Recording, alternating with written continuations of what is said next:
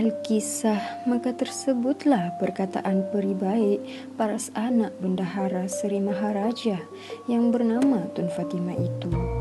Terlalu sekali elok rupanya, tiadalah cendalannya lagi, sedap manis pantas pangus, seperti laut madu bertasik susu, berpantaikan sakar. Mukanya berkilat-kilat seperti bulan purnama pada ketika cuaca. Setelah Tun Fatimah besar, maka hendak didudukkan oleh bendahara Seri Maharaja dengan Tun Ali, anak Seri Naradiraja.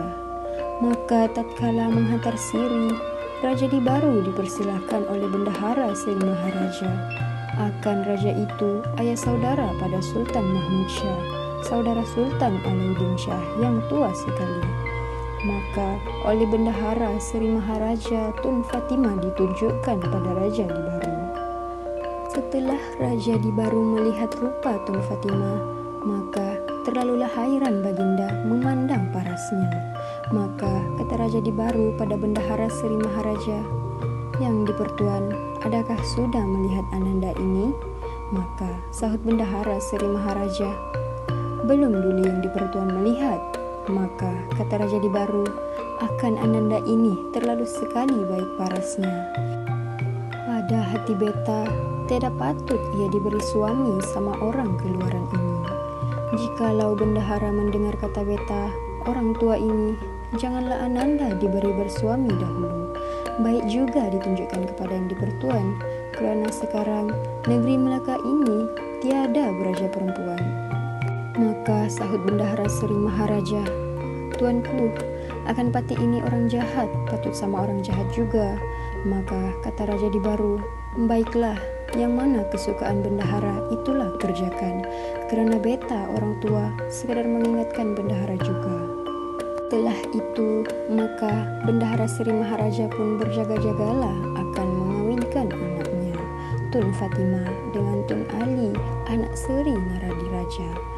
Setelah datang pada ketika yang baik, maka Sultan Mahmud Shah pun dipersilahkan oleh bendahara Seri Maharaja akan menghadap anaknya kawin itu. Maka Sultan Mahmud Shah pun masuklah ke dalam rumah bendahara Seri Maharaja menghadap orang bersuap-suapan itu. Setelah Sultan Mahmud Shah melihat rupa Tun Fatimah itu, maka baginda pun hairan. Maka inginlah rasa baginda akan Tun Fatimah, seperti kata syair, "Ma yarji'u al-tarfu ainuhu inda ruyatihi hatta yu'ada ilayya alla tarfa mushtaku."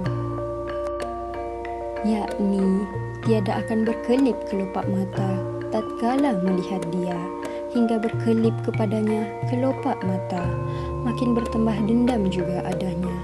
Maka baginda berkata dalam hatinya, "Jahatnya Pak Mutahir ini, demikianlah baik anaknya tiada ditunjukkannya kepada kita." Maka Sultan Mahmud Shah pun berdendamlah rasanya akan bendahara Seri Maharaja. Setelah sudah orang kahwin, maka Sultan Mahmud Shah pun berangkatlah ke istana baginda. Setelah berapa lamanya Tun Ali duduk dengan Tun Fatimah, maka ia beranak seorang perempuan, Tun Terang namanya, baik juga rupanya.